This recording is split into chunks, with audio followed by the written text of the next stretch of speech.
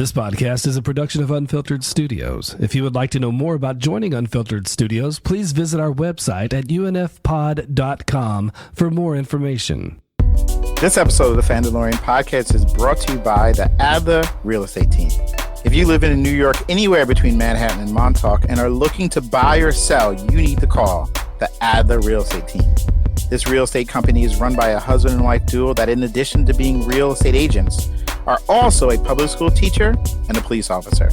It is a family-run business that gives you the attention and care you need when you are about to make one of the most important decisions of your life.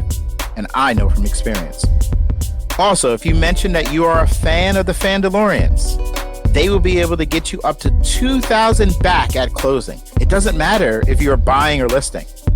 So, if you are buying or selling anywhere from Manhattan to Montauk, call the Adler Real Estate Team at 631-384-6372. Or check out the website at adlerrealestateteam.com. Mention the Fandalorians and save today. Welcome back, class. Today we are joined by Dan Dissinger and Manny Coelho from the Nostalgia Test podcast to do a very late post-observation review of the 1984 classic movie Ghostbusters. All this and more in Who You Gonna Call episode of the Fandalorians. Teachers by day, nerds by night.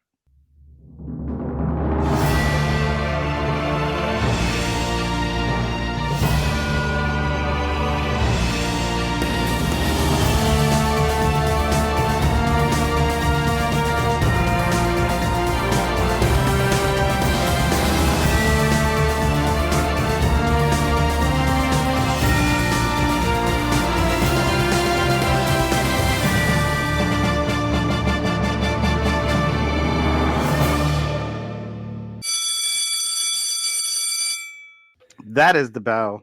Class is in session. Welcome to the Fandalorians podcast. Teachers by day, nerds by night. Proud part of the Unfiltered Studios podcasting network. And we are the #1 public school teacher, pop culture fandom podcast in the country. Here to give you all the latest news in the worlds of entertainment. Not really the latest. Mr. G, we're covering something. I don't know. It's the latest. Yeah, this is factually incorrect already. I'm reading this anyway. Lively discussion, all manner of pop culture and fandom topics. We got guests. It's exciting. We get new listeners all the time, especially when people pop in. Allow me to introduce all of us. My name is Mr. Richardson, 4th grade teacher and a man who had great joy watching Ghostbusters with his 13-year-old daughter. I had a good time watching it with her, guys. That's nice. I enjoyed it so much. She's right over here. You have fun with Daddy? Yeah. There's a couple of points she wants to make later, but yeah, it was fun to watch it through your kid's eyes. It's actually cool to do that part. I asked my son, I said, hey, Leo, you want to watch Ghostbusters with me? He's like, no. Because we've seen it before, so he didn't feel like rewatching it.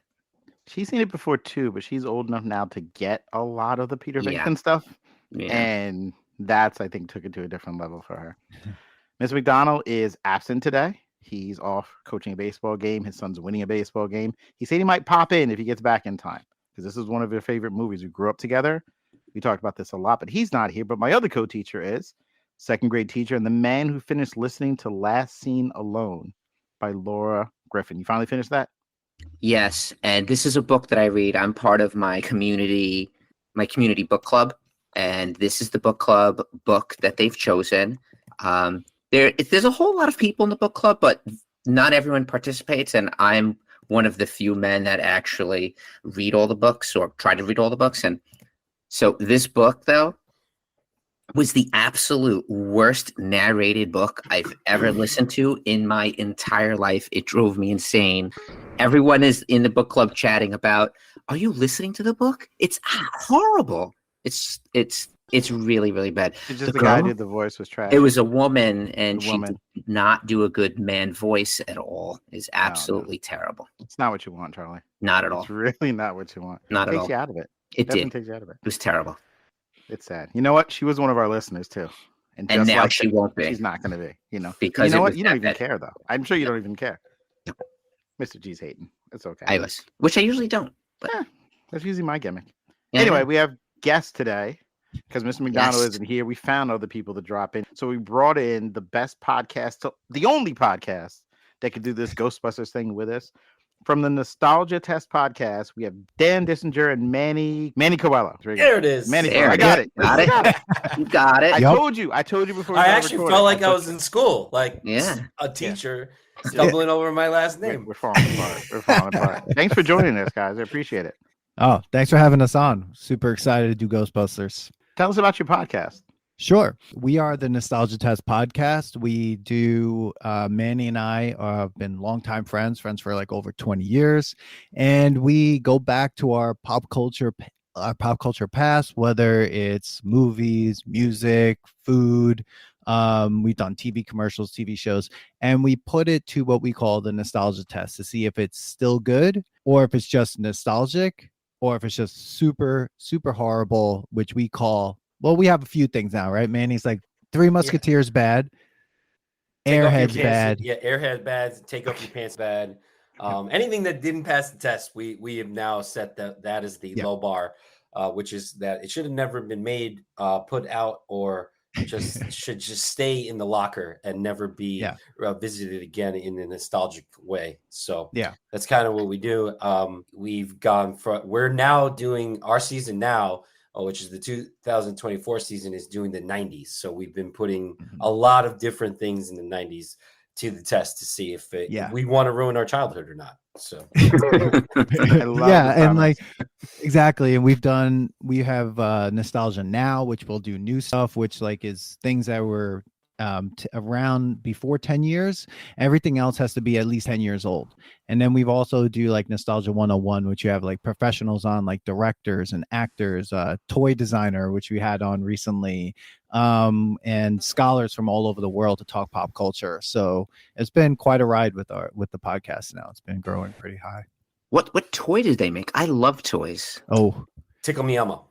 Oh, is it Tickle Me Elmo? Nice. Yeah, so he actually has a studio, toy design studio in Bethpage, and he comes to my brewery, and he was there, and I found out he was a toy maker, and I was like, wait, what toy did you like? What's your claim to fame? And he's like, I helped develop Tickle Me Elmo. I was like, you just said that like so nonchalant. Like, I just threw it out there. Yeah, you helped develop one of the most top-selling, like crazed time toy ever when we were kids. And so he came on and he told us a whole story of like what it's like being a toy developer and talking to like major toy companies, and the life is a rock star life, let's just tell you that, and they don't need to be in the fame. It's definitely interesting. It's a great episode, and to kind of hear about the underbelly of like the toy making world. I'm totally going to listen to this. I literally said to Leo, I'm sorry, Jimmy, the other day we walked past, I don't know what it was. I think it was a Groot.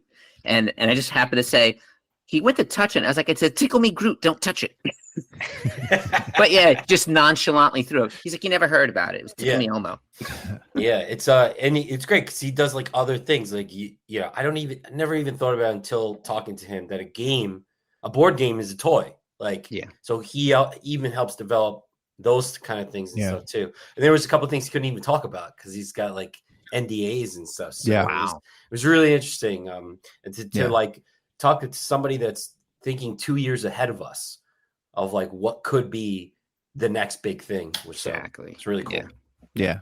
Looking forward to releasing that one. Thank you for joining us. Tackling some nostalgia. We're going to put it to the test. Does Ghostbusters hold up? I can't wait. I think it does. See how I gave it away the ending already. I can't do this. It's not my thing. I want to join your podcast and follow your rules. All right, but first, how can you support the show?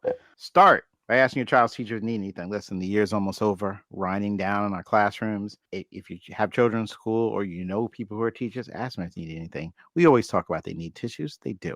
But they may need other things. The year's winding down. Check in with them. That makes us happy. Tell them the Fandalorians sent you. And they're like, oh, who are they? That's okay. Then you can explain us too. But let them know that. Check out our merch by heading to the TeePublic link.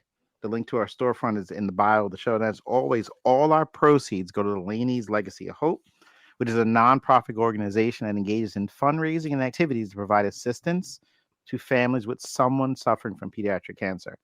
Volunteer-run program, no CEO, no board. The 100% of what we get from this merch goes directly to them. We don't see a dime because we like the kids. Yeah, we love the kids, supporting the kids. So check it out. And if you live on Long Island, Check out Red Shirt Comics in downtown Port Jefferson Village for all your comic needs. That is the official comic book shop of the Fandalorians. Charlie, I really like saying we have an official comic book shop. Yeah.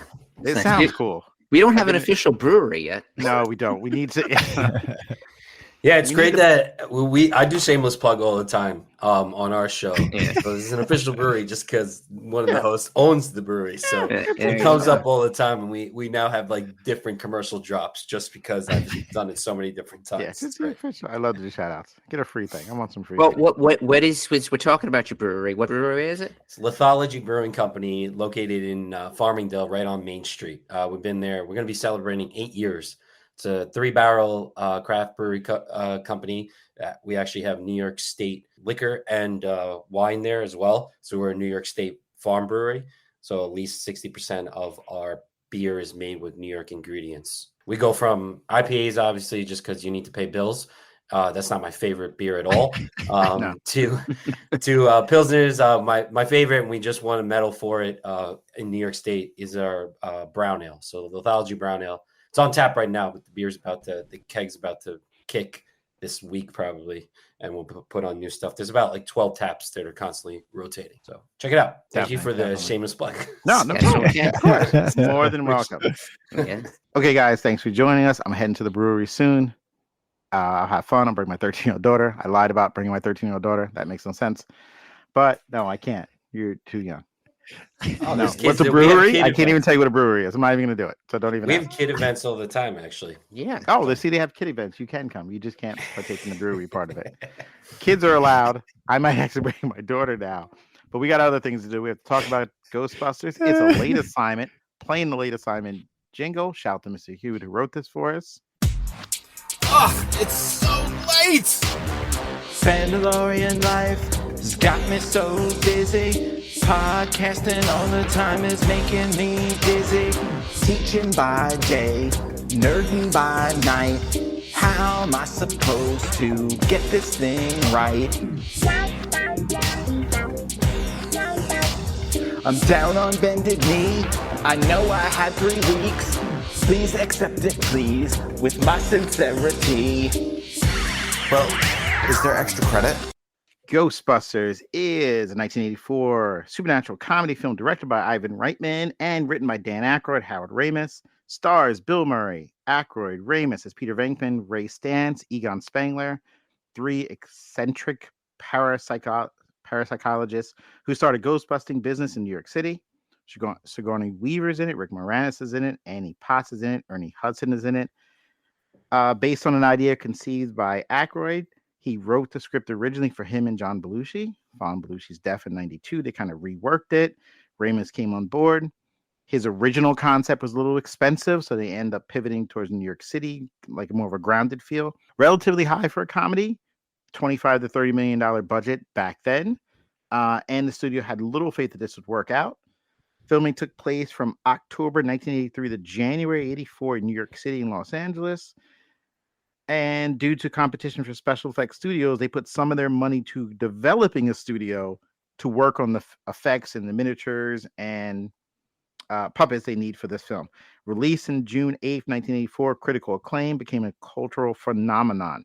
It was praised for its blend of comedy, action, horror, and of course, Murray's performance. Earned about $300 million at the box office, making it the second highest grossing film of 1984. And of course, the theme song, Ghostbusters by Ray Parker Jr. was a #1 hit. It launched a $1 billion franchise. They had the cartoon Real Ghostbusters. You had the sequel, Extreme Ghostbusters, games, board games, comic books, clothing, music, haunted attractions. Toys. They had a sequel, toys. Had a sequel. And of course, now it's been brought back with a bunch of different films, Ghostbusters Afterlife and Ghostbusters Frozen Empire, which came out recently. And we're going to break it down. We're going to go back in time and kind of review this again. I think we all got a chance to rewatch it. We're starting with a post-observation review. As teachers, you get a post-observation review. You had a lesson, the principal saw it, then you sit in the room and he asks you a bunch of questions. Some questions he asks are this. In general, how successful was this lesson? In other words, what's your general thoughts about this movie as a whole? I'll go first. In general, how successful was this lesson? I thought it was very successful. As a kid, I enjoyed watching it. As a teenager, I rewatched it at some point in my life. I enjoyed it. I remember in college we went through a phase where we watched movies like every day, every night we watched a different movie. Ghostbusters was definitely in there.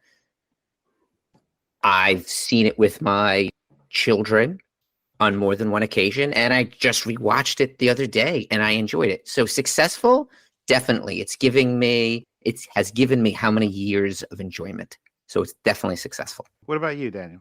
Yeah, I definitely think it was successful. I remember watching this as a kid as well, a bunch of times. I don't think I stopped watching it. Like, I loved watching Ghostbusters and rewatching it and seeing new things, right? Like learning new things, especially because, as we'll get into, there's some things about the PG-13 part of this as well. So it was quite interesting to watch it as an adult and seeing more than like what I saw as a child. So yeah. That rating is going to get me canceled right now. They're going to shut us down. Yeah. We're going to talk around that as best we can. Hey, remember that scene with Ray and In the beginning? well, Yeah. kids? Yeah. Maddie, what's up? Yeah, of course, this is successful. I mean, it branched so many different things. I remember so many different parts of this movie at just randomly. And you were talking about toys. We did an episode where Dan brought out all his Ghostbuster toys, and we got to like hang out and adult play with them, just see what it was like to be a kid again. So it was great. So Did you have the action figures, or did you have like the pack? he brought out a couple things. Yeah. It was I've had the pack and the trap, and I've had all the figures, the regular ones and the ones that kind of go crazy and their heads like spin and scream. stuff. Their eyes pop out. Yep. Yep. You can check out that episode 92. It's also on YouTube, on our YouTube channel. You can see the whole thing. It's an episode where we actually hang out. He lives in LA, I live in New York, so he came over to the house and brought all the toys that he had in his mom's like attic. And there was one where it was like the proton gun that had like these The Nerf one. Nerf thing. Yeah. So yeah, of course, I think it's really successful. It's great. It was. I don't think I've not watched this movie. Maybe a year goes by. Maybe I would say. But, like usually on Halloween is one of my ones to put on. But I will admit that I think 2 is one that I think a lot more of. But that's a whole other part of the conversation. Oh, we have to get on that. I need to know that. Yeah. For me, it was successful back then. It was one of my favorite films. Mr. McDonald's not here. He and I grew up together. I've known him since second grade. So that is over 40 years for us because we're older than you. And 40-year relationship, this was the movie we quoted all the time, to the point where as I'm watching this with my daughter, she pointed out numerous times, Daddy, you say that. Daddy, you say that. Daddy, you say that. And I'll get to that when I get to the quotes. There's actually a lot. I didn't realize how many things I've lifted from this. 84, I was 8, when this came out. So I definitely watched it. I think I watched it in theaters. It's tough when you're 8, but I vaguely remember seeing it in theaters. But I think 10, 11, 12 was when I really understood what was going on, because a lot of it was going over my head. Slimer's cute and funny, blah, blah, blah. The Venkman stuff I was missing. But as at 11, 8, 12, I completely, this dude is on something. And then watching it back now, I have a couple of things that I noticed, like, ooh, that's weird, that we're going to talk about, I'm sure. Yeah. Different people. Listen. I'm going to get to it later. I'm going to lead to it a little bit. Walter Peck. Yeah, man, he may have been right. Let's just put it out there. He may have been right. I'm 40 now. I'm 48 now. Okay, we'll get to it. But I did love it, though, straight up. So what'd you like most about it, though? I'll just keep going. For me, it was the banter and, honestly, Murray's lines and the things I've lifted from him over the years that I've used so much that I thought I came up with it until I was rewatching, going like, oh, my God, that's what I say. I say some of these things I say in my classroom, and I'll get to it.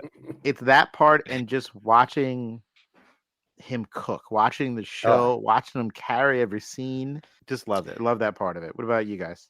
Basically, at first I was like, this is a Saturday Night Live skit that went on for 90 minutes. Like it was they were just constantly working with each other. Like just, oh yeah, you said something funny, I'm gonna say it right back. Like I'm like, man, I kept thinking, was this written as an improv?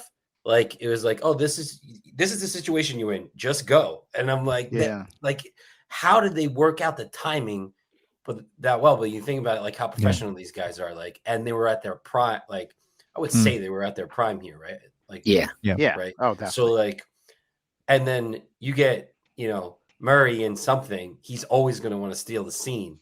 But then you got these other two professionals that are like, I'm not letting you get it. That like you're going to get it, but like I'm going to stay up this high with you. So it was great.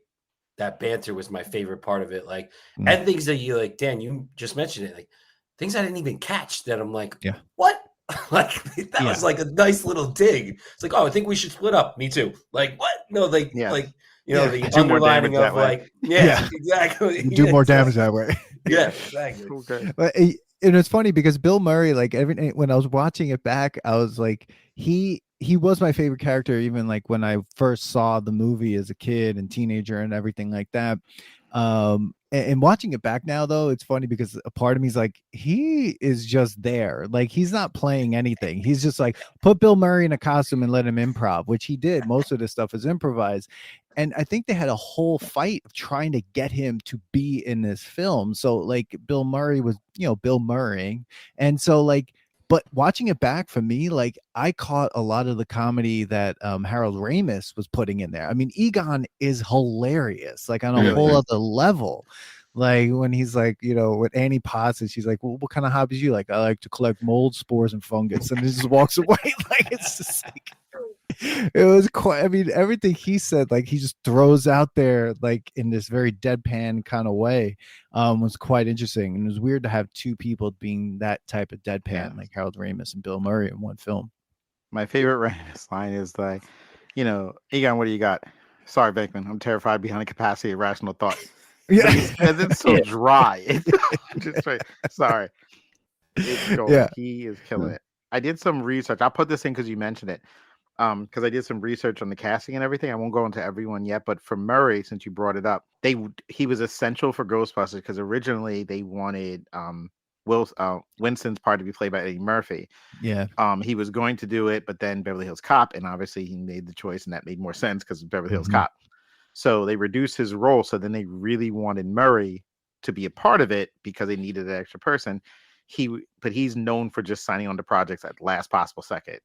So the other people who were considered for the role until he signed on were Michael Keaton, Chevy Chase, Tom Hanks, Robin Williams, Steve Guttenberg, and Richard Pryor were in the running for Venkman. I know some of these I'm like, you imagine, just when you said Eddie Murphy was going to be Winston, and I was like, oh my God. Well, they would have he had more roles in the original script. Yeah. And then when he wasn't cast, they cut him out of it. Gave Bill Murray more, so that's why he came in late. Yeah, but even the original script, he's there from the beginning. That would, I think, it would be a great movie with Chevy Chase also. Chevy Chase, just not the. I don't know. They're different. They're different. It would have been a Chevy Chase movie. It would have been exactly. Well, he would have made it about himself. Yeah, but sort of kind of built. Exactly. Too, like you know. Yeah. Imagine both of them being in the movie together. That would have worked out. When they filmed Caddyshack, they did it completely separate. Yeah, they hated that each other. one scene in the shack was like they said it was like such like a tense scene because you're talking about like two you know guys that did not want to share stages with each other. So that was a very intense scene. So I wanted to say you guys just you went with all that, but the special effects in this is like, as a kid, I just remember watching it being like, this is amazing. Like Slimer, still all of the puppetry, the illusion, the ghosts, it all still looks really good. It didn't age like where you're like, oh my God, this looks terrible. It actually looked really cool. And as a kid, like when not even the first time you saw the ghost because you saw the librarian, but like Slimer, but the first time they put on those proton packs, it just looked so cool. To me, what was super effective about the movie was just the overall look and feel of how they did this movie. I thought was excellent. No, I was just thinking of the packs themselves. Like as watching as an adult, I'm like, wouldn't everyone just die? Like you know, they have a nuclear accelerator on their back. And the best part, there's so many amazing scenes with that guy. It's like, what are you guys, some cosmonauts? He's like, someone saw a cockroach up on 12. Like, we're an exterminator. He's like, yeah, bite your head off, man. It's some cockroach, yeah, but yeah, right off. These are the things that, like, as adults, that were hilarious. As kids, it just, you hear the word like exterminator and think that's funny or whatever it is, and it's still funny. But the whole thing about carrying a nuclear accelerator, I mean, they'd all melt. They'd all be melted. Yeah. They would. I'm pretty sure there's a lot of cancerous problems going on with those Ghostbusters. Yeah. And On top of the smoking. Yes, it'd be like oh my god, the smoking. like those Camp Lejeune commercials. Were you a Ghostbuster? Did you carry a proton accelerator on your back from 1984 to 1986? exactly. If you did. Sometimes a administrator will ask you, what would you do differently if you had to teach this lesson again to the same group of students? The obvious one is the smoking, but that's obviously time going by, and the cartoon got so big after the first movie they could not smoke in the second movie, and they had to wear seatbelts because the cartoon became a bit of a thing. Other than that, I mean, I would touch this. I think it's perfect the way it is. You can't do it. Making it today, I mean, cell phones honestly remove half the stuff from happening. How quick can they look up the internet on Dana's building? Like, I'm in this building. Hang on, let me just pull it up. Oh my God, it goes there. Yeah, it's a whole thing. Like, I just pulled up the file. Yeah, the whole thing falls apart. Like, we got to go to the library and pull it's all there on the phone. Yeah. Texting, Egon. It's very, Actually, he wouldn't type in the name. Dana's floating above the bed. What should I do? And then ... and ends. Like, the whole thing changes with phones. But other than that, all kidding aside, though, I mean, I think it's not much you can touch. What about you? It could use one more montage.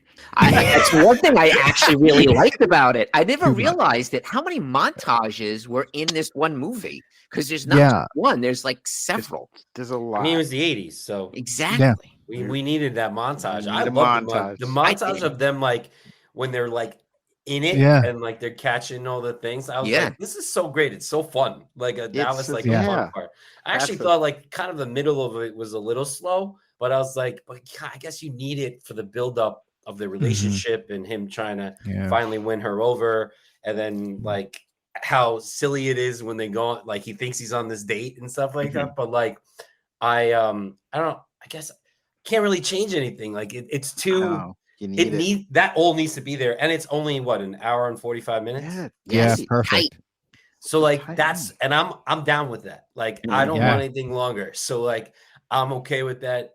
I need those kind of movies that they could give us a whole story from the beginning, middle, and end, and let's be entertained and just go on to the next thing and not have to be this huge thing. So I thought, I don't know if I would change much. I do agree with you with the cell phones things. Like, it's so funny. Like, things would just be, the movie would be over. It's like, oh yeah, please, cool. Yeah, we know how to deal with this ghost. We got it, no problem. Like, we don't even need proton packs. We just say a couple of words, they'll just leave. Like, you got Bruce Willis going, listen, I'm trying to knock Tommy Towers. That's Die Hard. It's over.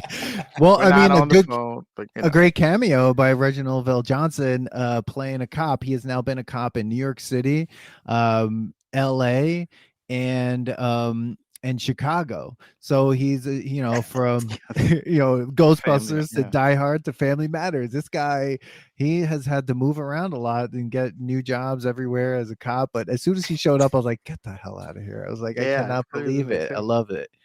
But yeah, would I change anything? I don't think so. Again, like, Manny and I have been pro 90-minute movie for quite a bit now. And the way they were able to put everything in here, I'm just glad there was a second Ghostbusters, because I love the character of Winston. I think he's amazing. I think he's hilarious. And Ernie Hudson is really great. I love Ernie Hudson. So I'm glad in part 2 he has like a larger role. But I thought his line was great when he's like, she's like, do you believe in all this? And he's like, if it pays me good, if it's a steady paycheck, I'll believe anything.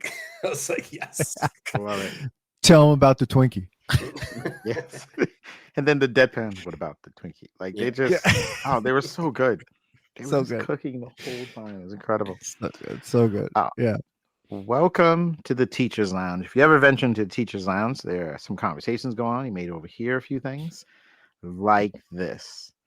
What was their senior quote? Best line or lines in the series? I mean, there's so many, but what do you guys want to jump into? We might as well play the whole movie for everybody. We just said for cruise ship. That's the best. You know, because there was probably a good portion of your life where the Ghostbusters quotes was your persona and who you were. Mm-hmm. Okay, I'm still in that portion of my life. Honestly, I realize that it is bad. It is. Is it that bad? Like you Me? can't at least once a day? Bet. Let's see what you say, Jimmy. Okay, ready? So here's what I think. What you tell He's been waiting to get this all out. Mm-hmm. Let's go because to your favorites. It wasn't until again I rewatched and my daughter pointed out I say it. Some of these I forgot. If McDonald was here, he and I said this one to this day. He'll go, I blame myself, and I'll go, so do I. And that's what they say in the elevator. We say that all the time, as in we've said it on this podcast. And that is an awesome line. I was about to say that. That's one of my favorite lines. We have tag teamed that line since we were 7-8 years. We're both 48. He'll just say he said it. Like Charlie, you probably even heard it, but we never even pointed out we stole it from Ghost. We use it all the time. Something happens. This happens to you before. First time, I say that in my classroom. Like something will fall in the room. Like it's happened to you guys before. First time. Done it. I've done it so many times. The other one, and these are again legit. I did not. I swear, I thought they were mine up until yesterday when I watched it. I'm like, oh my god, I stole everything. When he's walking into the hotel, and the guy comes to him and they're talking to him as he's walking, and Venkman, Bill Murray's doing the like almost shadowing what the guy's saying. He's like, "Did you call anyone? No. You kidding me? No." Like that part where he's like playing off him. I know I do that. My daughter specifically, when he said slow down, chew your food, she goes, Daddy, you say that. The last two I'll share is whenever they line up, whenever we go, we have like, I teach 4th grade. So there's like graduation things, we're lining up. We have these little chorus concerts, everything. Every time we line up, I said, okay, guys, whatever happens out here, let's try to be professional. I say it every time. And that's what they say I've said it for, I've been teaching 24 years. I use it all the time. You've been building your foundation on speaking to anyone. I had no idea. Ghostbusters. I thought it was a funny joke, and then I'm like, oh my god, I took that one. You live in the Ghostbusters world. Mm-hmm. They laugh. The kids know it, and I've had kids say it. Like we have a chorus concert next week, and we were lining up today to practice. And this kid, Alejandro, in my class goes, "All right, whatever happened out here, guys, let's try to be professional." And they say it to each other, and I'm like, "That's my line." He's like, "Yeah." I'm like, it turns out it's not. It's not. I'm gonna have to start using that because 2nd graders do not act professional at all. I say it all. I'm gonna need to use this line. And last, would-be girlfriend. I've 1,000% used that a bunch of times. Like to my daughter, I'm like, "So is that your would-be boyfriend?" Tom Holland, your would-be boyfriend. I've used that. So those are some of the quotes that I've stolen for years. And the only other quote, last one that cracks me up the most in the show, is when it's almost my favorite line. It's another Egon line. It's my last line where he throws down the trap and Ray goes, "Whatever you do, don't look in the trap." Boom! I look in the trap, Ray. Like a second after. That kills me. That line. That one kills me. All right, so those are my quotes. Again, those lines are like perfectly timed lines. Those lines, all the quotes you're saying, there's two. It's like two people are reacting. Yeah, there's with like each a other. banter, and that's it's just like boom, right there, like the right timing on that. Like now, it's great. All the ones you said, you basically took like I stole everyone's stuff. Every single one. This is my category. I was gonna say one, but I was like, it's too PG-13, almost rated R in my opinion of what you can say. We'll edit it if it's a problem. She goes, go ahead. No, I can't. Dude, I can't. It sounds like there were like 2 or 3 more people already there. I was like, what? I was like, this is in this movie. I was like, that is. I watched this on subtitles because of that. Because I had some of these things you can't catch sometimes, like you don't hear it right away, and like, but when you watch it with subtitles, you're like, wow, that was in a PG movie. But like again, 1984, there was no PG-13 yet. The 80s PG is always a curveball. You got to be careful with those 80s PG movies. Well, we doing our a lot of different shows that we movies that we do. We found out that like, so Steven Spielberg is the one who came up with the PG-13 rating because he was getting rated R ratings on his movies, and all because there was a couple a little, like bad words, only one or two. So he needed to make his own ratings so that his movies would be PG-13 so they could get more money in the box office. Because obviously with rated R, you get less people showing up. They're not bringing their kids. So like he came up with that. And that's why you look at Gremlins and like there's a couple of them and you're like, wait, this word or like this scene is in this movie. It's like so gory, like you're like, what? And it's like, oh, that's because Steven Spielberg needed to rewrite the whole thing. Like, Gremlins. It's always those 80s movies you got to watch out because when there's a cursor there, it's always a hilarious, not like an F-bomb or whatever. It's something random, like an E.T. Yeah. When Drew Barrymore calls her brother a pee-pee head. But it's hilarious. It's just there. It's like literally the only curse in the whole movie. And you're like, oh. Yeah, I love it. I love it. I had to look it up because I was curious. I remember which was the first PG-13 movie, and it was Red Dawn, followed by like Gremlins and Indiana Jones film or something like that. But yes, I was trying to remember which was the first PG-13 movie. But you're right, because that cuts you off at 18, and it really just eliminates, and it's not really. Think about the amount of less people you get in the seats by cutting that off. For sure. And Red Dawn, people just got slaughtered in that film. Yeah, I mean that movie was just crazy. I think my daughter's watching it now, guys. It's fine. Another line I like is like, Ray, when someone asks you if you're a god, say yes. Oh. Yes. I've said that before. I've been like, when someone say something, I'm like, just say yes. Just say yes. I mean, just because it's like an amazing part of the film in the beginning when Ray is telling them, he's like, okay, here we go. I got it, guys. Here we go. He's like, get her. It's like, that's good. Because there's a callback at the end when like Peter goes, go get her, Ray. Yeah. You're just like, they like waited an hour and say that again. I love when they're running out of the theater. The guy's like, well, did you see it? We'll get back to you. That's it. But that woman remember laces out. That was Finkel's mom from Ace Ventura. Yeah. The librarian.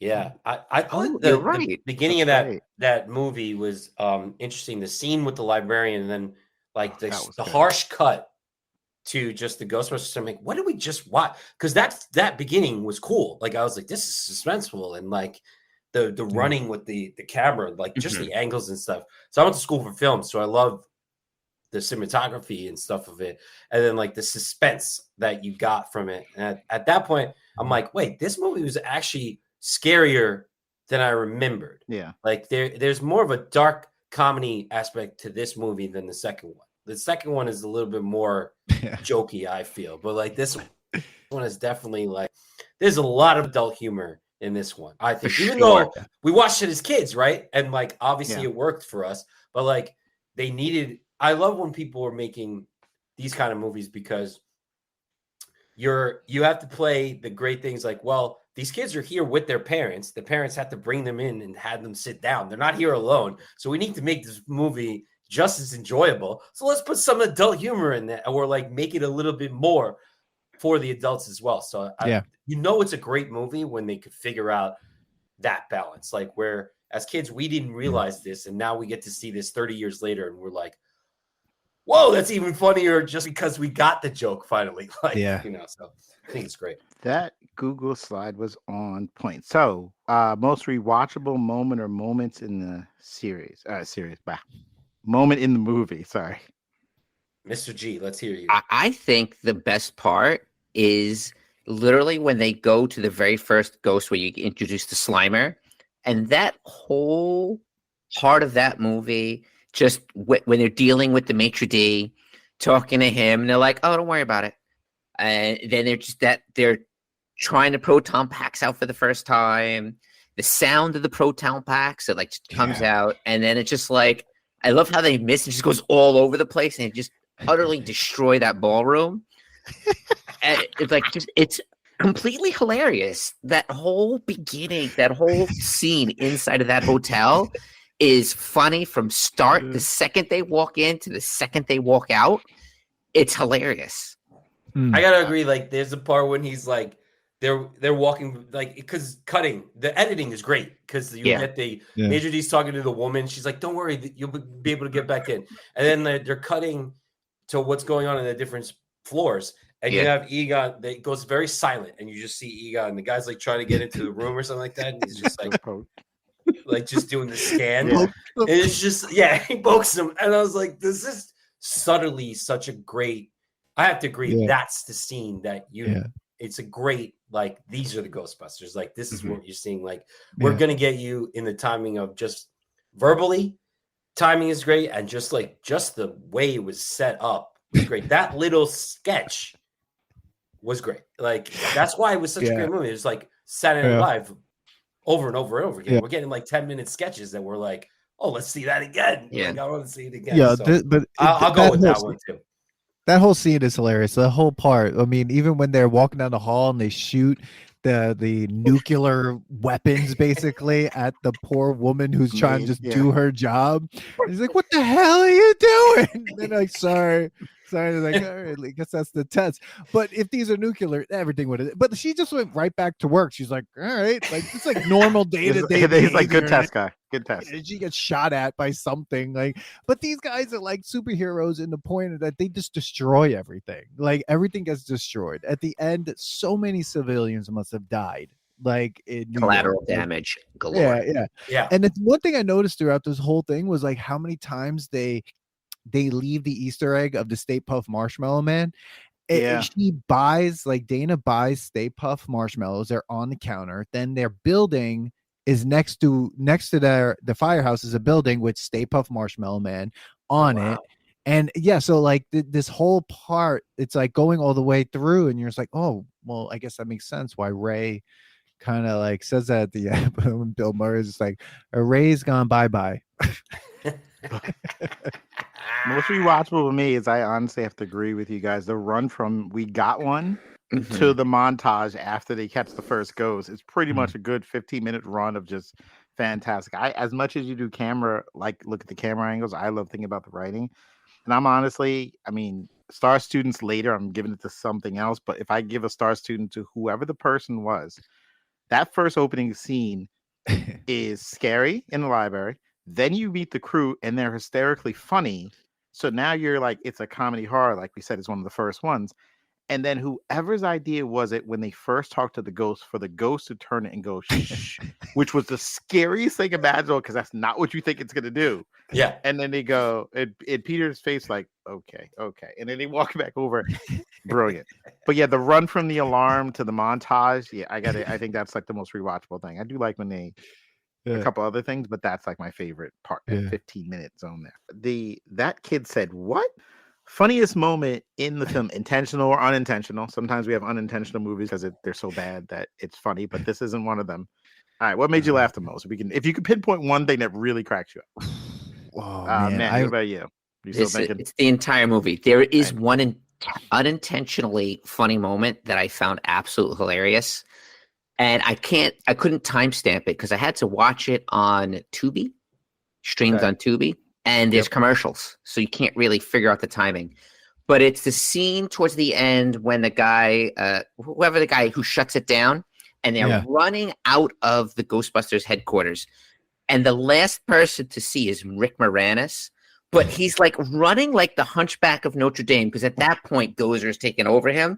So he's like that animal. And you just kind of see, because it's like from a faraway shot from on top of a building, and you see people running out. And then you just kind of see him like go like this, like hobble across the screen. I just sat and I just laughed because it wasn't meant to be funny. It was nothing funny. It just looked super silly when he was doing it. And it made me laugh. I mean, he's another classic.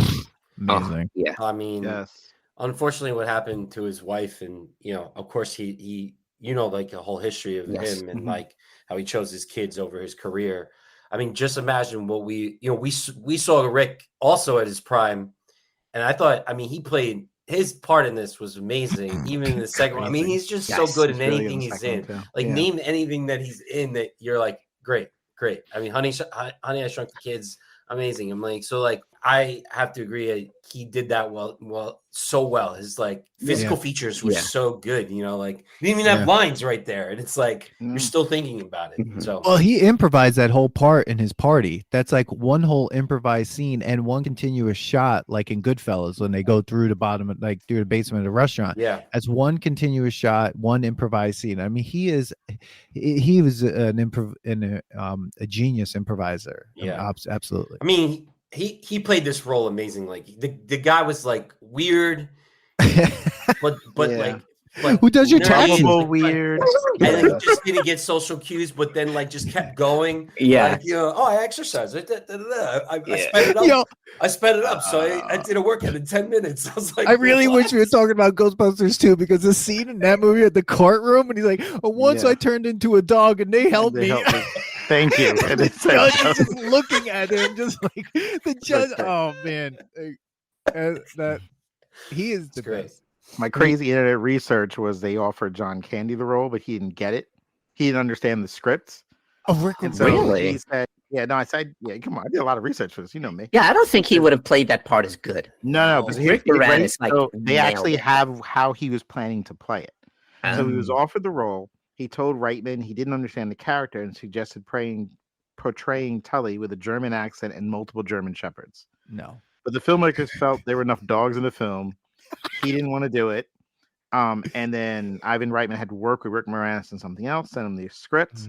He took the role an hour later, and he completely developed the character himself, like you just said. That whole line, it was just cook in the room, go, and he just went. He was incredible. he was That's crazy because there's that scene where Sigourney Weaver dips him and kisses him. Like we wouldn't have that interesting dynamic between No. those two, great. No, right? Yes. Like especially if it was He's- John Candy. No, No, no, No, not at wouldn't work. all. Can't Not dip at him. all. it's so funny. I talk about this all the time when people think about when people talk about what the cast was gonna be.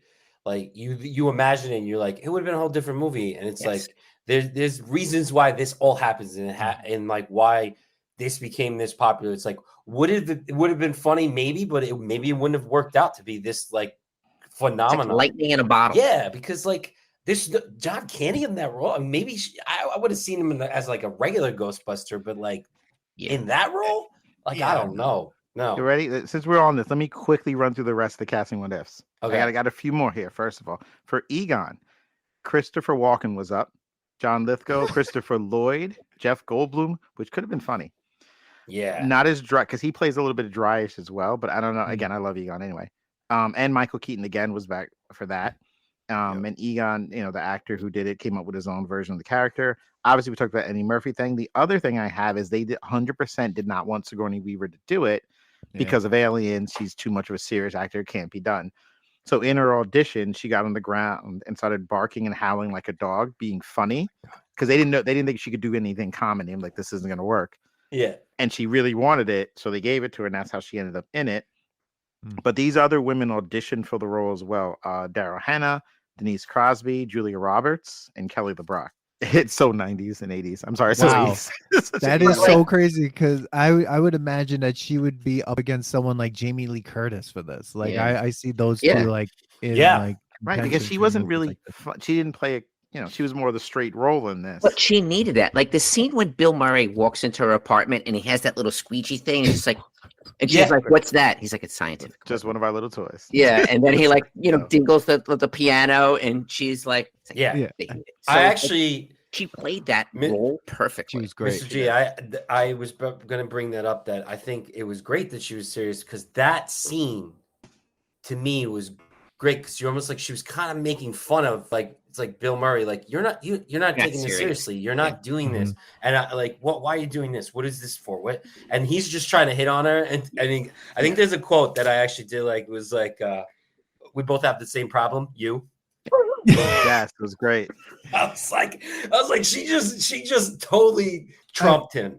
Like it was Bill Murray. great. His character was so creepy. I mean, right in the beginning when he's like, He was. I'm studying the effect of negative reinforcement on ESP. Like he's just shocking this guy Shocking for that guy. $5. Just so he can hit on the girl.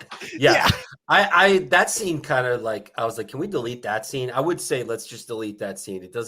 That is a problem scene in my opinion. That But I scene think was a little But it sets up to see like that he's the shyster. So like he kind of joins the other guys because he's just like, whatever, it's it's like a sham. Like, because he went in not being a believer or not taking it all seriously, so to speak. Mhm. yeah. So I think like it was his buy-in to be like, oh, I didn't believe in it, but now I do. But yet it doesn't age necessarily well. It's funny though when he gets up and he rips all the stickers off it. He's like, "He shot at me!" And he just like gets up and runs away. I love the scene where, again, when he's going to see her, because they do a good job with Dana, because she doesn't like him at first, but then when he shows up again later and she kind of gets charmed by him, they're going to go out to dinner, and then like, oh, she finally likes him even though he's a little bit of an odd guy.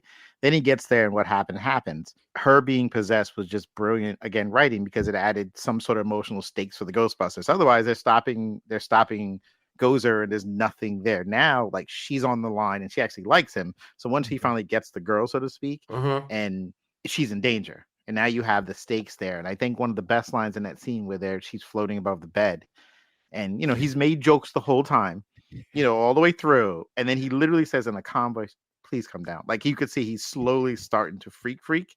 And then she growls, they cut, and that's what it is. So they did and she's just a perfect actress for it, because she played it so well.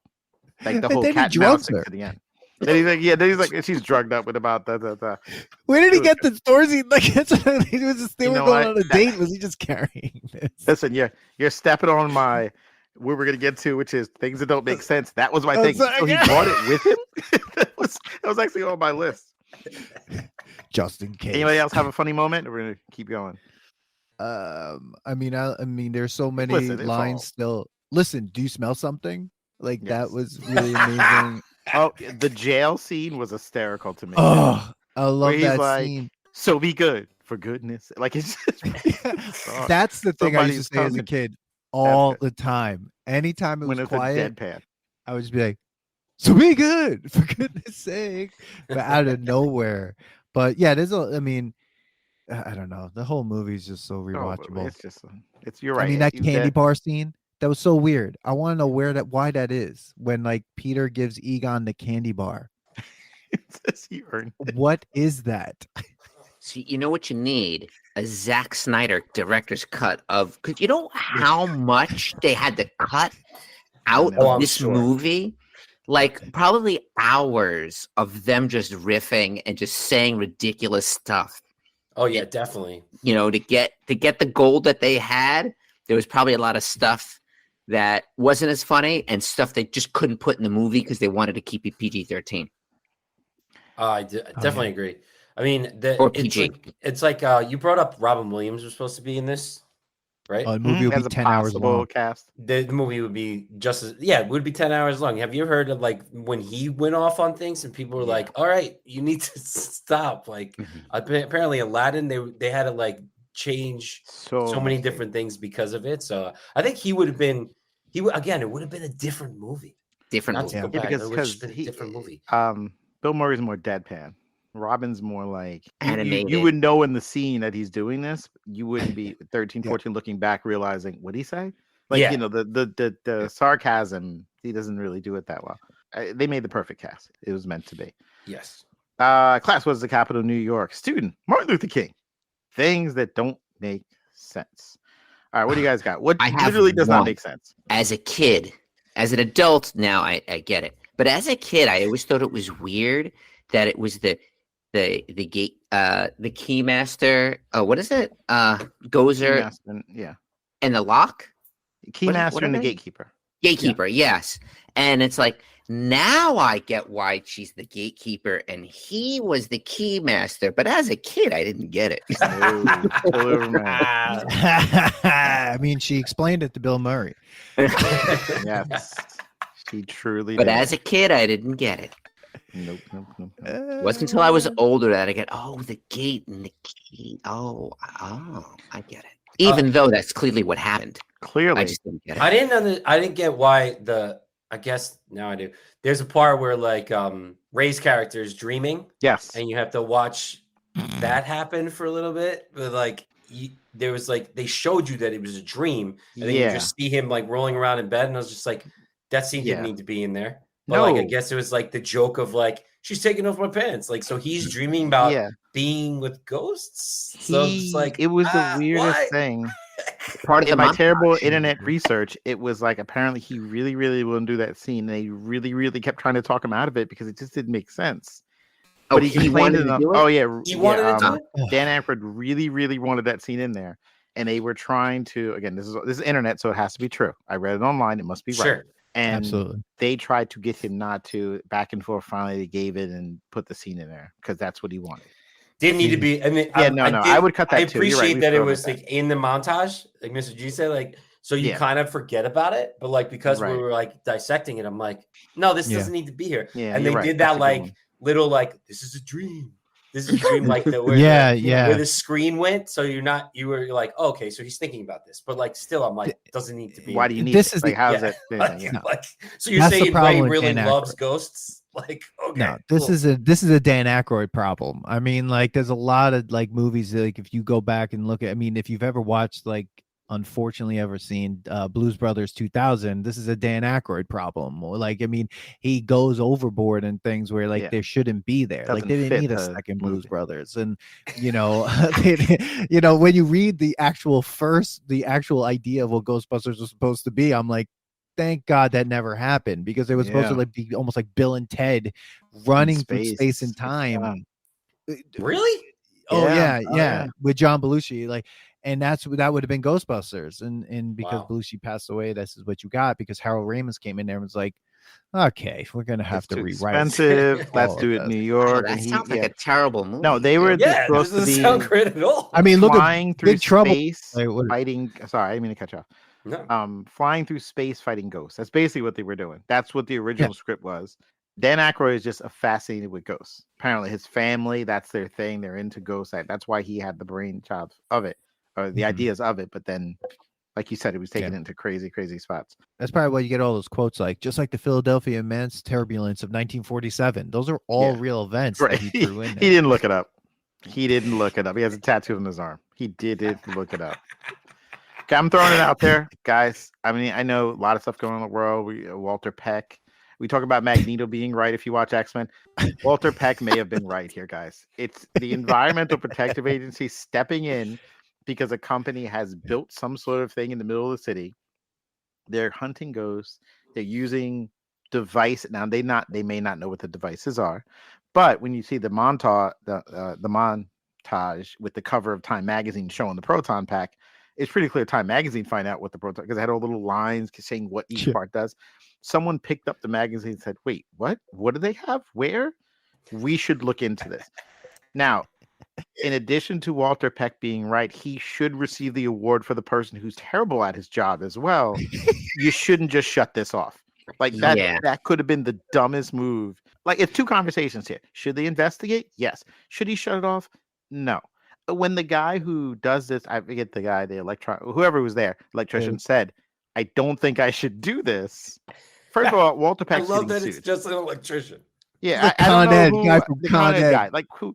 But even like, then, sure, there's like, a meter next to it. I don't really know what to do. I'm not really sure. And then they're warning you, listen, if you shut this off, what if someone died? Like, Walter Peck's going to jail. But so he's not the best at his job. However, I think the EPA would probably be looking into what they're doing. So he was right, but he's an idiot. Let's put it that way. I mean, I was asking the same question because I'm like, are all these ghosts just behind this brick wall? Like, it's just the brick wall. Yeah. Like, that's it's in a dimension, extra dimensional space. That's what they did on the when cartoon. You watch the cartoon, yeah, they explained it in the cartoon better. Yeah, it was so weird. And then the other part was when, like, Peter is just like, don't do that. And he's like, hey, if he does that again, you could shoot him, to the cop. And the cop's like, you do your job. I'm like, this is the most New York scene, because it's like just a bunch of New Yorkers screaming at each other. And the guy from Con Ed should have been like, the union's not going to pay me to do this. I'm out of here. Like, you know, he should have just been like, you shut it off. I'm out. Like, the thing about, like, even back then, like, when a nuclear reactor started, you can't just shut down a nuclear reactor. No. So, like, exactly, like, you can't just shut that down. Like, it has, whether it's a reactor or not, like, there's nuclear power happening. So, like, that has to be handled differently Right. now. Like Now, are let's they in bring trouble for having this without any permits? Probably. Yes. But the fact Well, of the that was matter probably is, the biggest mistake. that was so permitting. ready. Yes. They're going to get sued too. Walter Peck, but for turning it off. But I mean, they did have a complete ridiculous thing set up in their place. But yeah, they probably just like you said, shutting it off. What are we doing? Come on now. Yeah. He told you not to. And then No. when the lights start flashing, he seemed confused. They told you repeatedly. So Walter Peck was right. I won't buy that T-shirt, but he was right. And I feel like he's been unfairly, criminal. Like for 30 years now, people have shunned him. They've hated him in society. This whole you blow up the city, whatever. He was right. He had good intentions, poor execution. Well, Yes, there has to be that's right. safer ways of doing this. Did they figure this out in the second one? I forget. I don't No. think they went back to it. Probably not. He was still there being a jerk, though. Oh, beepless here, shut off the main power of the thing. This man has no beep. That's a great line. oh my That is God, a that good was the best. That was a good That one. mayor, I love that mayor. That's what I heard. So, Yeah. this is the most New York. That's why the one part about this movie is just so funny. It's just the most New York movie. But like, It really is. but he was right at the same time. Like I was thinking, I'm like, they have a car that has sirens on it, like it's a police Yes. car. There's no way you're allowed to just like run red lights that. and go through like those things, and also like. They're like vigilantes, like Batman with no masks. They're just like, yeah, we're setting up a business. Yeah, they were But we signing have autographs. we have no basis for any of this. This was like, they were like more like Iron Man. Yes. No, to me they I were am exterminators. They were Yeah, just well, yeah. exterminators. But there's But no they- license. they- You have they- to get a exterminator license. Were they they- incorporated? Listen, they just did it now. They asked for forgiveness later. Like they just want to just get like, we'll just do it and then like deal with like because nobody knew who would come up with the like, oh, you can't do this. Like, tell us where that is in the book that you can't be a Ghostbuster. Like, Yeah. where's what permits do I need for a Ghostbuster? Like, that's a new category. So like Right. they needed to do it in order to come up with the category. So maybe the category came in afterwards. And then got a once the good run. problem was real, it was like a necessity. So it's like they couldn't just wait. But did they cause the problem? Because It what did. happened before all this? Yeah, I assume there were still ghosts around. See, that was always the catch thing that I was going to think about. Like, Well, were there ghosts, or did the first ghost in the library show up because Gozer was on its way, and this was the beginning to that? That's Or were There's they probably dealing with stuff? always ghosts, and then you always say that Because they were referencing things. it Mess was with the always nest, so to happening, speak. and then that came along, and but what is I'm gonna remember it tonight. I'd be laying in bed. I'm like, oh, the word I Because- wanted to say is. But if it wasn't for him finally coming, they would have still just been in college, like getting grants for free to just not pretend to be studying ghosts, but like their research wasn't going anywhere until this librarian showed up and like they got turned into a for-profit organization instead of a non-profit like professors who were just like there. But they had all the equipment, so they had to build all that stuff prior. Yeah, because No, they but were getting paid by the college. Yeah. Oh, That's university exacerbated. funding. That's So the then, word. I think we're- Exacerbated. I think we're missing the big issue here, and the big issue is this. I've done a deep thinking into this. Listen. Okay. There's a hero. Or there's someone who saved all of us. It's not Peter. It's not Winston. It's not Egon the Crossing Stream. It's the guy who fired them. Because if they weren't fired from the university, they would not have gotten the business from themselves, which means Gozer would have showed up and just laid out Manhattan and no one would have known what to do. The world is over. The man who fired them saved New York. He'll get no credit. There's no parade. We're going to be going to school on his birthday, but we shouldn't. He's the one who really saved New York when we really think about it. That is a hot take because you're right. The commercial would have never happened. She would Right. never seen the commercial. Right. She wouldn't have gone there and been their first Right. client. They wouldn't have had a business and nothing. And then Yeah. Gozer would have showed up, taken over her, the keymaster, the whole thing. Everyone dies. We're done. This Ray guy would saved never the have day. taken out 3 mortgages. Nope. Right. Right. That's it. He'd have good credit. There's a whole thing. Star Student. Best actor, character in the show. Who gets the sticker? Daniel, who's giving you a sticker? Oh man. You know what? I'm gonna give it to I'm gonna give this to Rick Moranis because I think Rick Moranis just took a character kind of like in The Usual Suspects and Benicio del Toro's character and just took a character and made it into something. He totally just I love his character so much. I think he's so funny. Everything he does, every motion, every move, every take he does is amazing. He brings a whole different levity to the movie, and he does it again in Ghostbusters too. I think Rick Moranis for me gets it. I'm gonna give it to Winston. Because Winston, so what happens to the black guy? I'm black. I have to give it to the black guy. but Justice for Winston, man. I mean, I want more Winston in this movie. This is why Seriously, Winston gets the sticker. Because when there's, well, you guys might not know this, but in the classroom, you have that group of kids that's kind of goofing off and doing this and doing that, and you have that one kid that's just like trying to do their work and trying to do everything they're supposed to be doing and trying whatever. And like just is kind of in the mix, but it's holding their own. And that's Winston.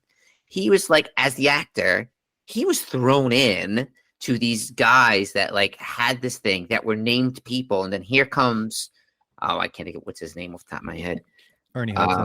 Ernie Hudson to then play this part with these like stars. Yeah. So I think he did a really great, fantastic job of actually playing that character. And it was great. He had one of the greatest lines in the whole movie when he tells the mayor, he's like, I just been working with these guys for a few months and I've seen things that'll turn you white. Yeah. That was great. Man. We actually use that line a lot in Dungeons and Dragons. I play D&D with my friends, and we'll always make that joke. We go back into town, and you like, in the game, whoever the village leader or whoever sends you out to go into the ninth realm of hell to fight stuff. You come back, you fight all these demons, and then you come back to town, and the DM says, "Well, what did Dungeon Master says to you? What do you say to the guy?" And we'll say that line: "We have seen things that will turn you white." I think I would probably give. I'm gonna do a group effort star. Like this whole ensemble was. They just helped each other, so I want to give everybody a star. It's bad to say that. That's my shtick. It was a group. They did a great job as a group. I think everybody needed to be in this, and they all played their role the right way to make this a great movie. And it's not just one person's movie. So there. Good. That being said, I'm giving it to one person. Okay. I have to give it to Bill Murray only because it is what it is. We talked about this. I steal every quote. Bill Murray was Tony Stark before Tony Stark. It's just the one guy cracking jokes, bantering his way through scenes. When there's moments people shouldn't be showing levity because it's a scary situation, he's cracking jokes. That's Tony. That's this. There's been plenty of other characters. I can't think of anything off the top of my head. I'm blanking. But just that guy. He was the first one to be that person. Who ate my lunch? You hear it in the teacher's lounge all the time. What prop? Memorabilia. We're on the set. We managed to steal something on the way out the door. What would you like to take off the set? Manny, what are you taking? I'm taking Proton Pack. I'm taking it. I'm gonna take a chance. I'm gonna take it. I wanna hold it. First of all, I want to see how heavy it is. Yeah. And like how much you have to work out to hold this thing. That probably. And I just want to see it, what jolt it gives you. I'm taking it. That's what I'm taking. I might die 5 minutes later, but I'm taking it. Listen, I've jumped out of a plane. I'm taking the chance here. Yeah. So this is a subtle one. This is the one I really want, though. Okay. I want the closet that Venkman kept his stuff in when they come down the pole, like that giant thing that says Venkman. I just wanted in the back of my classroom. They had like the little locker thing. Yeah. I wanted in my classroom. I put my coat in there every day and my stuff when they come in the classroom because I have a spot that it would fit. I just want that in my. It says Venkman, and put my stuff when I come in the classroom. Throw my bag in it. Throw my coat, my lunchbox, close the thing. I would take that because you know what? Manny has the Proton Pack. He's in local. I can go play with it all the time. Someone else just looked it up. Proton Pack would be 35 pounds. You looked up how much it would weigh? Yeah, it says according to the Wikipedia. That's not too bad. I have to lift like 50 to 150 pounds a day. So, but on your back, you know what? I'm surprised it's on my shoulder. About the grain. Yeah, I definitely have a back problem. So. Yeah. My chiropractor's like, you need to get out of the business. I was like, I can't. No, he says to you, no, you got to put weight distribution. You got to put them on both shoulders. That's the only way. It's the only way, guys. Dan, what are you going to take? I'm going to take the PKE meter. I love that. That's what I wanted. Good one. If it wasn't a uniform, it would be a PKE meter because that scene with Venkman is just I made one when I was a kid. We had our own. Did you guys? I have to had the stop toy at- one. Yeah. You have to go to Necromantic Brewing Company in Farmingdale. It's 4 storefronts away from us. It's a gluten-free horror film brewery. So he's got horror stuff everywhere. He plays horror films all the time. He has a PKA meter on the wall. Well, now we know where to steal one from, I Dan. want this. Yeah, Yeah, it's good. Now we're gonna staying get there. it. Yeah. See, now I want to trap. I didn't even think about that. It's terrible. Trap would be cool. I had the trap as a toy. Had That thing that. was awesome. That's I it. loved You it. hit the little pump and it like it opened up. It was an air pump. great. Yeah. Yeah. It broke in seconds. but Oh, whatever. of course. You step on it too. You stomp on it like Yeah. it's like Yeah. yeah. Oh, It was not my tested God. with real like kids who destroy things. No. Like it was. No. Second to last category. Can you believe she asked a question at the end of the meeting? Teachers and anyone in meetings, you know that sometimes the meeting's almost over. It's time to wrap up. And there's one person who asked a question that clearly could have been in the email that slows down the process. That's it. We have anything else to add? Guys, I have a couple behind the scene facts. I did my research. Let me run through a couple things real quick before we get out of here. We talked about Dan Aykroyd's original idea. This is interesting. Ghostbusters was pitched, written, produced, and released in 12 months. They pitched it, and the movie was in theaters exactly almost a year later. He pitched it to them summer of '83, and then they were given a release day of the following June 8th, and they barely had the script, and they got it done. Director Ivan Reitman voiced Slimer and possessed Daner, so he did the voice of them. And Slimer became a bigger part of Ghostbusters 2 because of the popularity of the cartoon show. This is my favorite thing. A lot of the film was shot without permits. You need permits to film in New York. They couldn't get the permits. So what they did was they stopped and filmed. Like the shot of them running around, the montage specifically was shot in one day. They just got out of the car, started filming it up and down the roads, filming it. And in one scene, we actually witnessed Dan Aykroyd and the crew making a real getaway. Aykroyd is driving an Ectomobile, and it looks like he's being chased by a security guard. That's a real security guard. They were filming all over New York without permits, and then when people show up, they would leave. They Amazing. got about everything filmed within a month of just running around and running away, running around. Then Just he like went the to LA. Ghostbusters. Ask for Yep. forgiveness later. Exactly. Then they went to LA to just film the rest of it because they could get everything done that way. Wow.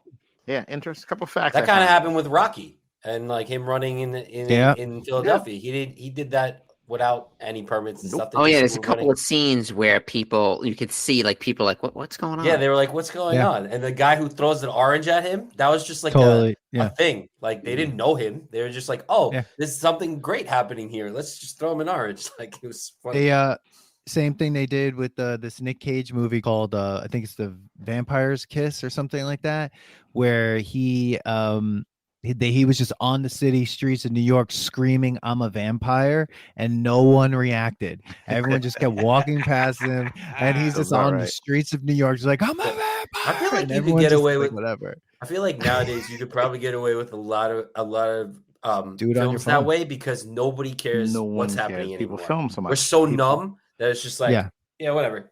Like, Yeah. so. Everyone's got a Yeah. phone out filming. Yeah. It's just like it is what it is. Absolutely. I have a question for Go. the three of you. How much did you love Ecto Cooler? Oh my Lovely. God. I did love it. Drink it I all the time. to this day, no, it doesn't matter what store I'm in. Like I was literally in Target before we came here, and we had to go back to the food aisle because I was getting something, and I look past the high C area to see if they promotionally put out Ecto Cooler to support 30th the anniversary. Frozen Empire, which they didn't. Ugh. But like I fucking look kidding. for Ecto Cooler, like if they're gonna put it out for promotional, whatever. I used to drink. My mom used to get that, the high C box, Mm. in my school lunch, all the time. What flavor you want? I want Ecto Cooler. Back to cooler.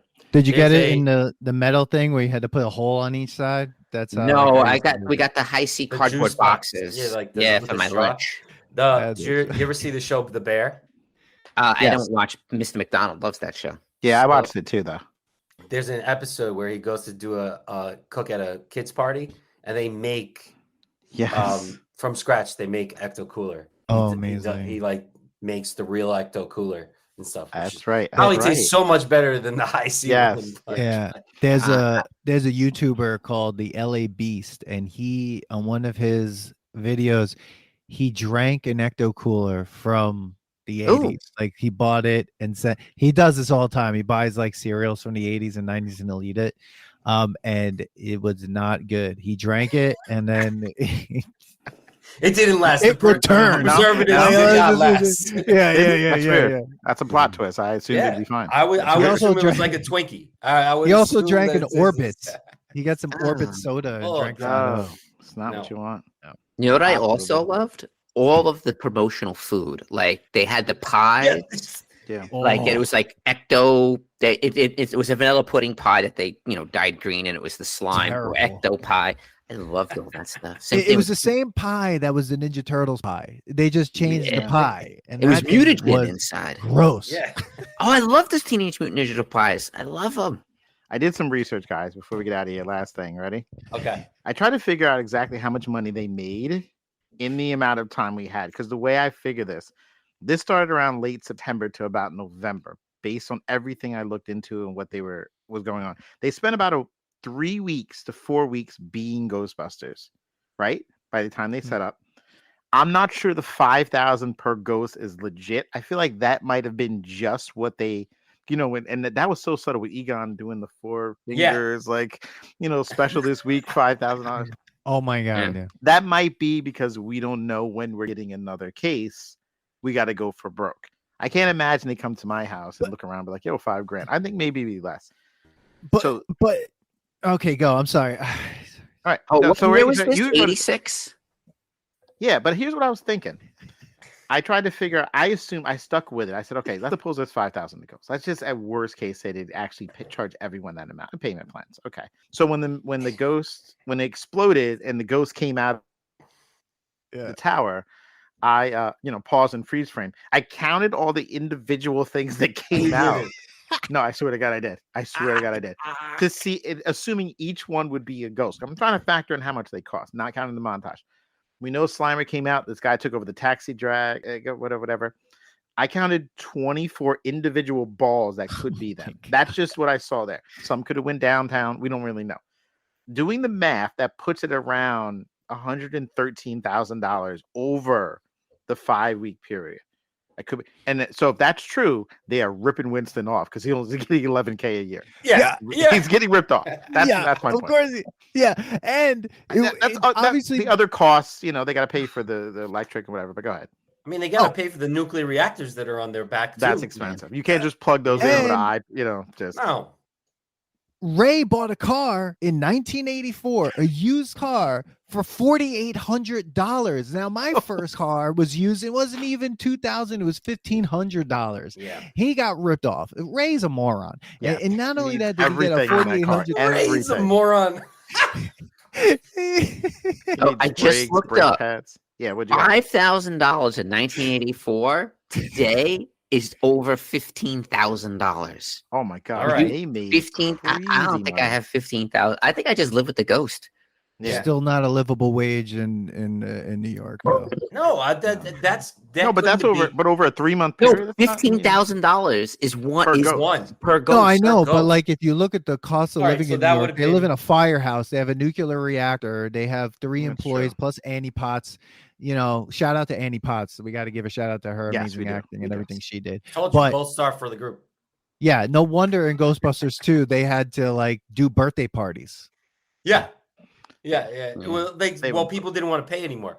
I mean, they overcharged at first. They didn't know what do you charge? How do you know what to charge? I mean, Considering that, that meal represented the last of the petty cash, slow down, choose your food. You have to go. She knows. I use the line.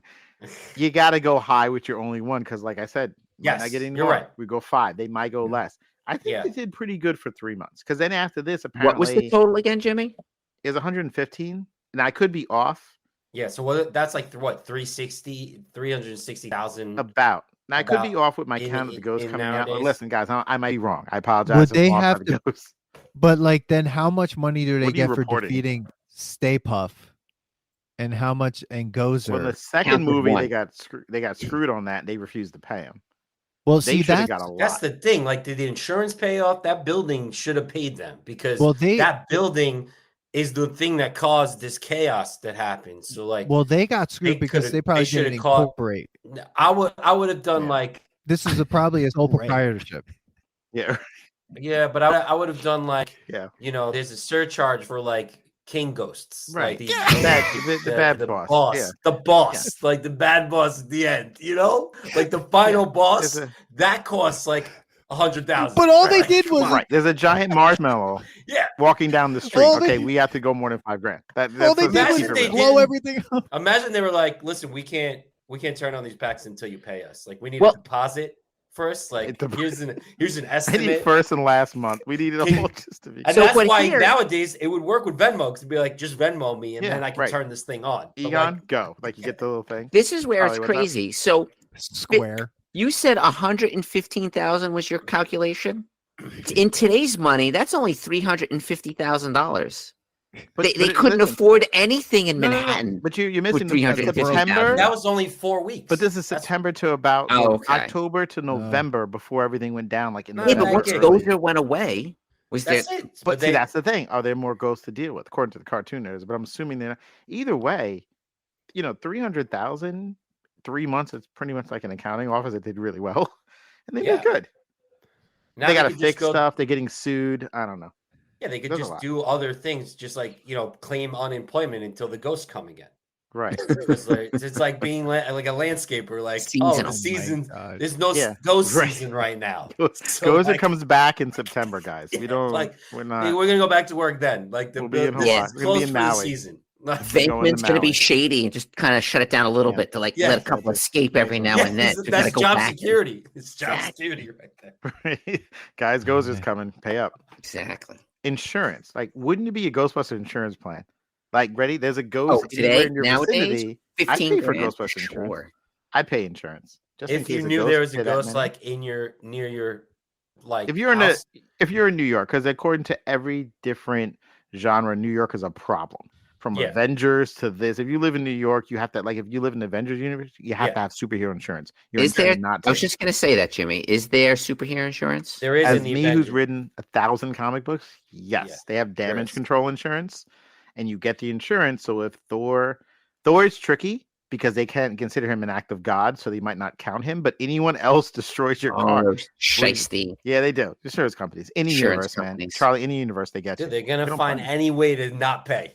It's not right. It wasn't Not Thor. right. It wasn't Hulk. It was a tree. The I would- tree put the hole in your house. I'd be not the like, Hulk. if Thor showed up, I'd be like, just call somebody else. I don't need right. you. I want the Dude. other guy. I want the Just, other yeah, guy. please put on I a need mask. the human, something. not the god. Yeah, I need the human. Can't. They're gonna write you up. No, he's a god. He's a god. Yeah. Yeah, no, they would terrible. totally be. But nowadays, there's no insurance for like regular exterminating things. You just have to go and get your own exterminating company to come do your thing, and you pay The amount of whatever you damage. pay. I know. True. You know what, Charlie? Superhero Eventually, Those I are think- different. I think it would happen, right? And then eventually the insurance companies would be like, this is not worth covering. And you just, Yeah. like when you're in a flood zone and the insurance company's like, Yeah. nah. They'd be Yeah. like, That's- if you're in that's New fine. York, we're not insuring you because You're in a superhero ghosts zone. only come through in Yeah. New York. Right. We've Move. seen Yeah. it and it's not happening. So like, oh, you Yeah. live in the woods somewhere in creepy area? No insurance for you. Right. Like, that's it. Of course, it's haunted. Have you ever seen Evil you live, Dead? yeah. You live on Crystal Lake. You're stupid. We're not insuring your family. You're not getting life insurance on Crystal Lake, guys. Let's just keep it real. You know what's happened here. You Oh. Yeah, come on. I'm not going to Crystal Lake. Ghostbusters versus Jason. That's what we The need now. Ghostbusters did win. That's what we Don't need fall- now. oh my God. Final letter grade. I'm gonna give it an A+ because I want to, and it's awesome. What do you guys want? I agree. B minus. No, A just plus throw it for out sure. there. Sure. Dan, A go plus for ahead. sure. A+, definitely loved it. I'm gonna give it an A because I'm gonna give 2 an A+ because there's just so much. For when I think about this now, I Yes. know. Listen, I'm younger than you guys. Like Yeah. Ghostbusters 2 is just it's like a lot more fun for me. I don't know what it is, but when I do think about Ghostbusters, all the scenes before I watched this, I was like, oh wait, that was the different movie. Like that was so that's the only reason I had to give a little room on that curve. So that's Oh, it. see, I wasn't a big fan of Ghostbusters 2. Yeah, listen, I guess I'm gonna have to rewatch it though now. Hey, we're I gonna gotta rewatch it. rewatch We gotta get back together. I just to do think this. it's Ray. so fun. I think it's so fun. It's like it's crazy. Ray, can you move? We want to shoot the monster, Ray. Yeah, right. Can you move, please? That was a good one.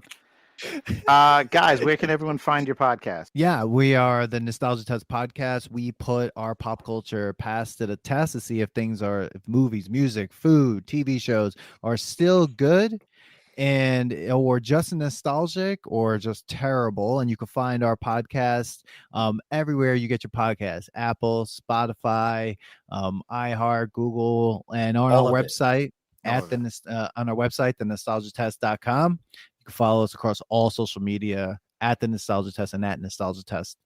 And you can book us for guest appearances and whatever other nostalgia events you would like us to host. It's all on our website, buddy. Are you in Tobin's Spirit Guide, though? That's really the issue you need to be a part Been of. trying to get in Tobin's Spirit Guide. I mean, I feel like now Good Pods is getting in our way of getting into Tobin's Spirit Guide. I'm trying to still figure that out. And so let me get you guys out of here because I know you have another podcast because you're working late tonight. Thank you for joining us. We really appreciate it. We got to get back together again. We got to do Ghostbusters. You guys got to come on ours and maybe do Ghostbusters 2 on our style. 1,000%.